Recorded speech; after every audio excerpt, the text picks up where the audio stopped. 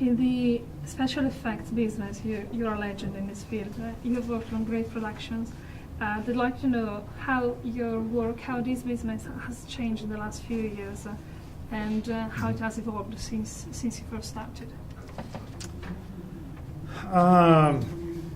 Well, over the last few years, there have been big economic changes in the industry, both with the studios demanding work be done at lower and lower prices, combined with large subsidies from countries like Canada and Great Britain, Australia, New Zealand, that have distorted the economy somewhat and made it really very difficult to operate in the business if you are not in one of the tax-incented countries. So that's been a big challenge for this, ILM being a company that until recently was entirely based out of the U.S.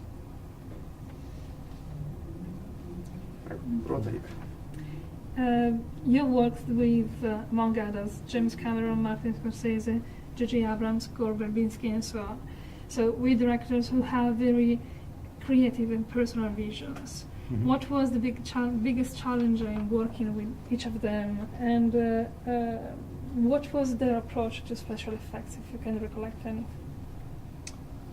Well, the best directors, the ones that are the most enjoyable to work with, are the ones that really understand visual effects as a tool like any other tool of cinema, and they know how to use it for maximum effectiveness. And a very important part of my job, probably the most important part of my job, is to really forge a good communication with your client, to really wrap your head around the director's vision, so that during the day when I'm making 1,000 decisions and sending things in different directions, that I'm doing that ideally in the same way that the director would if they were there to make those same calls.